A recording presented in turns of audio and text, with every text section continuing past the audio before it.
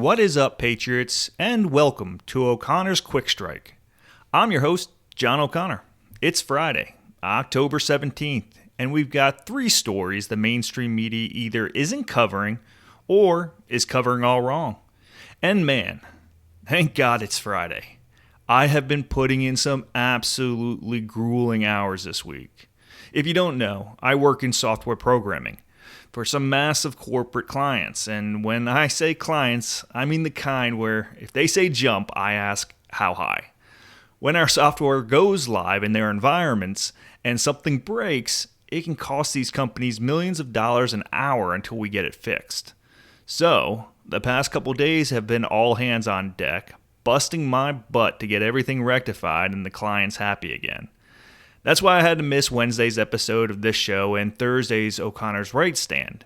Definitely not what I wanted, but sometimes that's just how it goes in the software world. And look, if I know I'm going to be running behind or I'm not going to get to an episode, I'll always post an update on X at O'Connor Podcasts. So if you're wondering where an episode is, check there first. Alright, enough about my week. Let's get to what you came here for. 3 stories, roughly 15 minutes, keeping you up to speed on what you need to know. Let's get into it. 3.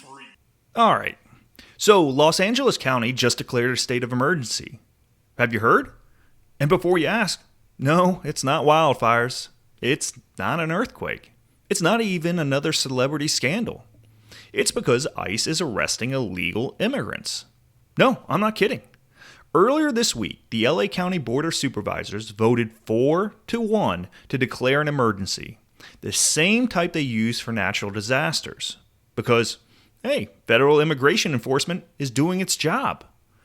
Supervisor Janice Hahn said, and I quote, "We have residents afraid to leave their homes. We have constituents contacting my office because their family members never came home and they don't know if they've been taken by ICE." She continued, "We have entire families who are destitute because their fathers or mothers have been taken from the workplaces, and they have no way to pay their rent or put food on their table." Now, let's be clear about what's actually happening here. ICE isn't randomly snatching people off the streets. These are targeted enforcement operations against individuals who are in the country illegally. Federal agents have been picking people up from Home Depots, car washes, bus stops, and farms. But here's where it gets interesting. This declaration isn't just symbolic. It gives LA County the power to provide rent relief for people who've fallen behind because of the ICE raids. They are creating an online portal, coming in 2 months, where people can apply for assistance. They are also funneling state money for legal aid and other services. So, let me get this straight. You are in the country illegally. You get arrested by federal authorities, and now LA County is going to use taxpayer funds to help pay your rent and legal bills? The sole no vote came from Supervisor Catherine Barger, who argued, and this seems pretty reasonable to me, that immigration raids don't meet the criteria of an emergency and that it could be unfair to landlords. She said, "I'm sure we are going to be challenged legally." And she's probably right. Remember, LA County's eviction moratorium during COVID resulted in multiple lawsuits. Landlords got absolutely hammered, and now they are potentially setting up for round 2. But here's what really gets me. County officials claimed in their declaration that the raids have created a climate of fear leading to widespread disruption in daily life and adverse impacts to our regional economy. They cite decreased workplace attendance, business closures, increased strain on schools and hospitals. You know what else creates fear? Crime. You know what disrupts daily life? Violent criminals who shouldn't be in the country being protected by sanctuary policies? This is what it's come to, folks. Blue states and blue counties are so committed to resisting Trump's immigration enforcement that they're literally treating law enforcement as a disaster. They are equating ICE arrests with earthquakes and wildfires. It's absolute insanity. But it's also revealing. It shows you exactly where their priorities are. and it's not with American citizens or legal residents. 2. All right, story number 2 is complicated, and I'm going to be straight with you. This one doesn't have an easy good guys versus bad guys answer. Earlier this week, dozens of reporters covering the Pentagon turned in their press badges and walked out of the building. And we're not just talking about CNN and MSNBC. We're talking about Fox News, Newsmax, the Washington Times, the New York Times, the Washington Post, AP, Reuters. Basically, everyone except one American news network. So, what happened? Defense Secretary Pete Hegseth rolled out a new press policy requiring reporters to sign a significantly expanded document up from the previous one-page agreement. The key provisions are where things get sticky. Reporters can't gather or publish any Pentagon information, even if it's unclassified, unless it's been officially authorized for release. They also can't ask Pentagon employees for information that hasn't been pre-approved. And by signing, they'd essentially acknowledge that publishing unauthorized information harms national security. You violate these rules, your credentials are revoked, your access is gone. Hegseth's position is straightforward. He says Pentagon access is a privilege, not a right. He posted on social media, "Press no longer roam free. Press must wear visible badge. Credentialed press no longer permitted to solicit criminal acts." He's been frustrated with the leaks, and he subjected officials to lie detector tests and held only 2 press briefings since taking over. His argument: the Pentagon is a secure facility dealing with sensitive matters, and the press shouldn't have free rein. But here's where it gets messy. Longtime Pentagon correspondents say they've always worn badges, never accessed classified areas, and never publish information endangering troops. What Hegseth is really implementing, they argue, is prior restraint, government controlling what the press can publish before publication. That's a First Amendment issue. Tom Bowman, NPR's Pentagon correspondent who's had a badge for 28 years, said signing that document would make us stenographers parroting press releases, not watchdogs holding government officials accountable.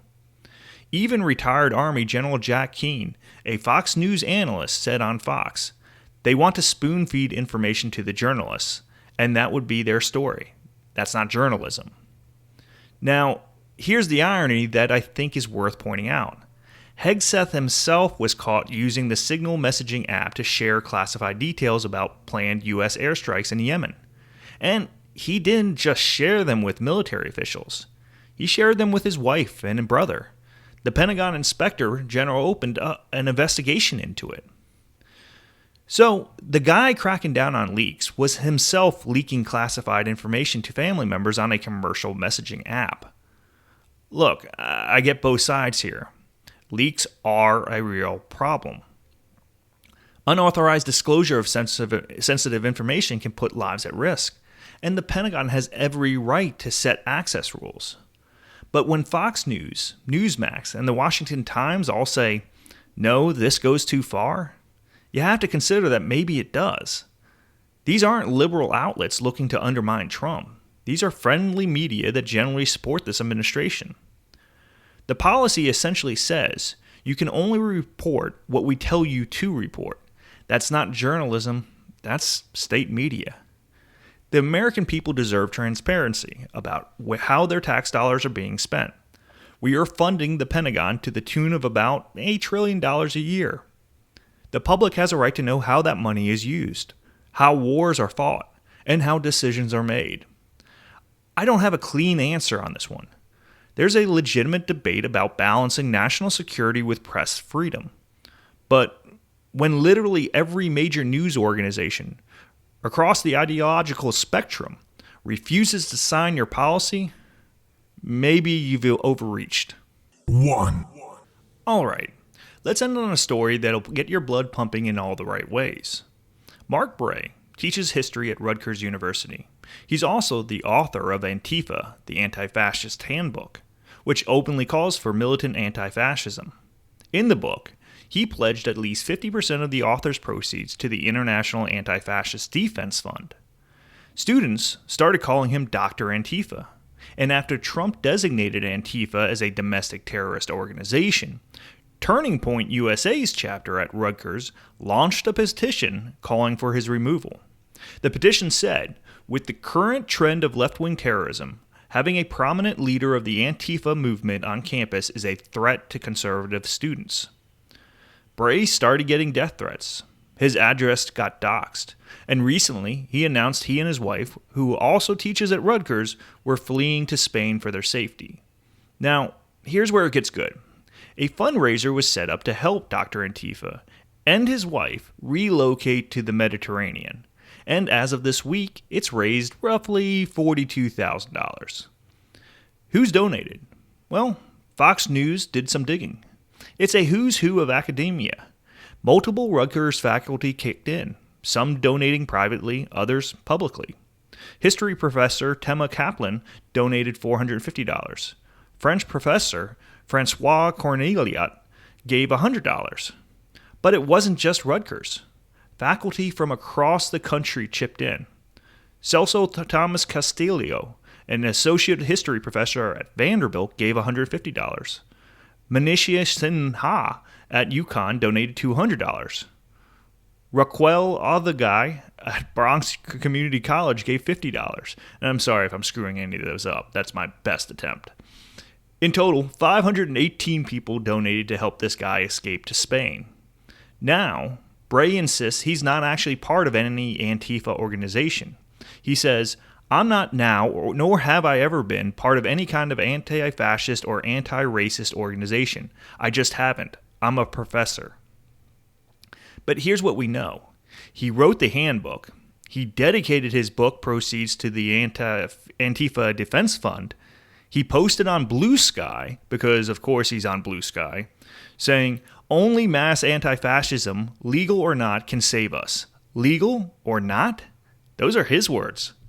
And when he faced consequences for promoting a movement that's been linked to riots, violence, and attacks on federal officers, his fellow academics rallied around him and funded his escape to Europe. Think about that for a second. These are faculty at taxpayer-funded public universities using their money to help a colleague flee the country because conservative students called him out for promoting political violence.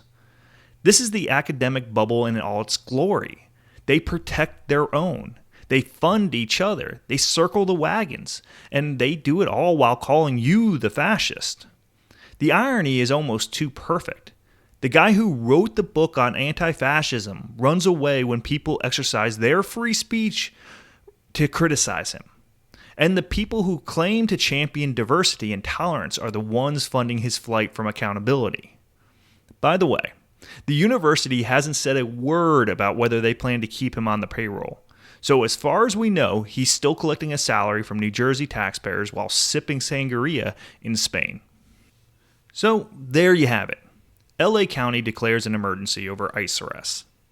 The entire Pentagon press corps walks out over restrictions that even Fox News won't accept. And Dr. Antifa, well, he's escaping to Spain funded by his academic buddies.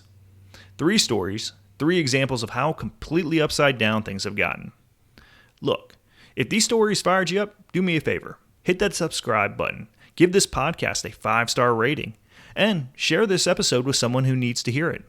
The mainstream media won't tell you these stories, so it's up to us to get the word out. You can find all the episodes, show notes, and more at o'connorsquickstrike.com. And remember, if you ever wonder where an episode is, check me out on X at O'Connor Podcast for updates. This is O'Connor's Quick Strike. I'm John O'Connor. Thanks for spending part of your Friday with me. I'll see you right back here on Monday with 3 more stories they don't want you to know about.